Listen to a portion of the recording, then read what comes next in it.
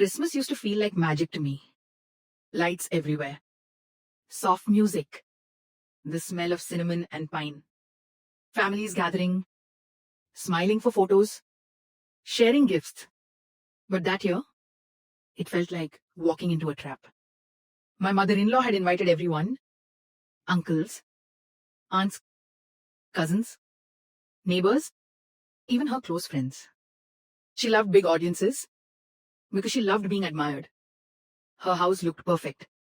Red curtains, golden ornaments, a giant Christmas tree covered in expensive decorations. Everything screamed successful family. And she wanted me to feel small inside it. I arrived with my husband, holding his hand. I had spent hours getting ready, not to show off, but to look respectable. Because no matter how hard I tried, she always found something wrong. Too quiet, too simple, too modern, too not good enough. From the first day I married her son, she made it clear I was a temporary mistake. She compared me to his ex. Rich, stylish, well-connected. Such a perfect girl, she would sigh loudly. Right in front of me.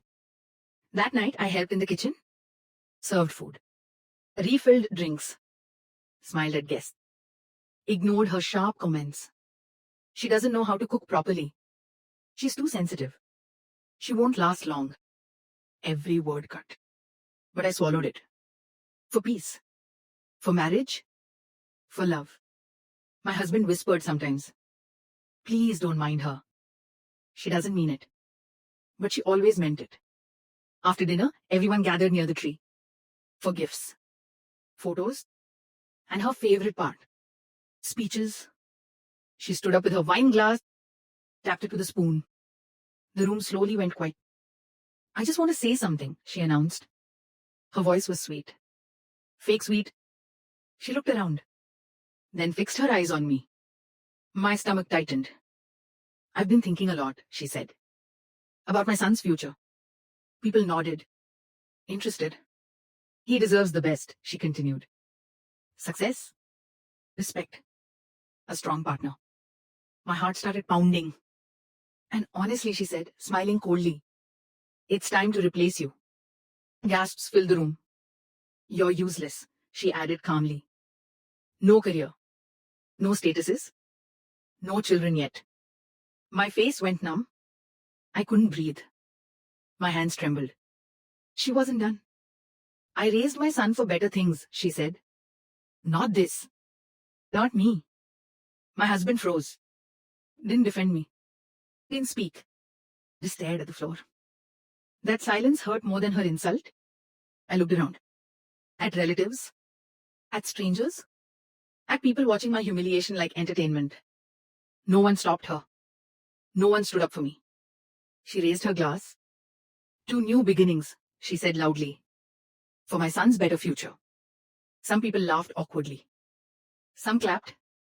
And I stood there, smiling weakly, breaking inside. Because in that moment I realized they didn't see me as family. They saw me as replaceable. And what I decided to do after that night would change everything. That night I didn't sleep. Not because of noise. Because of thoughts. Her words kept repeating in my head. "Useless. Replace you. Not this." I lay beside my husband, staring at the ceiling. He turned his back to me. Didn't say sorry. Didn't say anything. That silence told me everything. The next morning, I made breakfast like always. Served him tea. Smiled politely. And decided. I was done begging for respect. I stopped trying to impress her. No more special gifts. No more forced visits. No more explaining myself. I poured that energy into myself. I reopened my laptop, updated my resume, refreshed my old skills, took online courses at night, marketing, design, project management, things I had once loved. While everyone slept, I worked. While they judged, I grew. At first, money was small. 1 client, then 2, then many. My confidence returned. My savings grew. My world expanded. Meanwhile, my mother-in-law kept criticizing, She's always on her laptop, neglecting her home, being selfish. But now, I didn't care. Then life flipped. My husband's company crashed. Layoffs. No warning. No salary. Bills started piling up. Stress filled our house. Guess who paid? Me. Rent. Groceries. Electricity. Internet. Everything. Quietly. No speeches. No drama. My mother-in-law noticed. Suddenly her tone changed. Beta, are you okay? Do you need anything? Fake concern. Late respect. I smiled and said, I'm fine. Inside, I was preparing. Then came the twist. One afternoon, an email arrived. From a global firm. They had seen my work online, followed my projects. They reviewed my portfolio. They wanted me. Senior position. Remote first. Option 2, relocate. Triple salary. Bonuses. Health insurance. Everything. I read it again and again. Tears fell. Not from sadness. From victory. This was proof that I was never useless. I was just underestimated. I accepted the offer. Signed the contract. Printed it. Folded it carefully. And kept it in my bag. Waiting for the right day. The right audience. The same stage. Where she had tried to erase me. Because my story wasn't over. It was just getting powerful. The next family dinner was at my mother-in-law's house.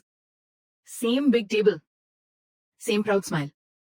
Same judging eyes. She expected the same quiet me.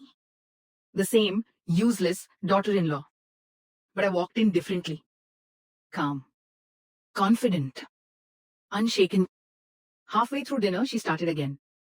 So, she said loudly, are you still wasting time on that laptop? Everyone looked at me. I smiled and stood up. Actually, I said softly, I got a new job. She laughed. Oh, another small project? No, I replied. A senior position in an international company. Silence. Triple salary. Full benefits. Remote work. And relocation option. Folks stopped moving. Eyes widened. My husband stared at me. What? He whispered. I've been working for it since Christmas, I said.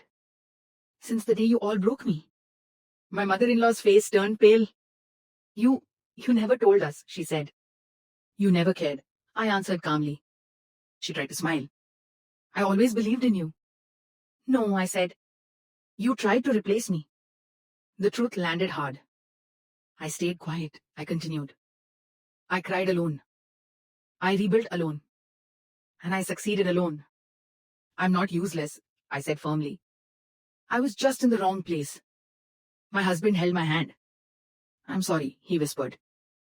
I forgive you, I replied. But things will change. That night, I walked out lighter, stronger, free. I didn't lose a family. I found my worth. I found my voice. I found myself.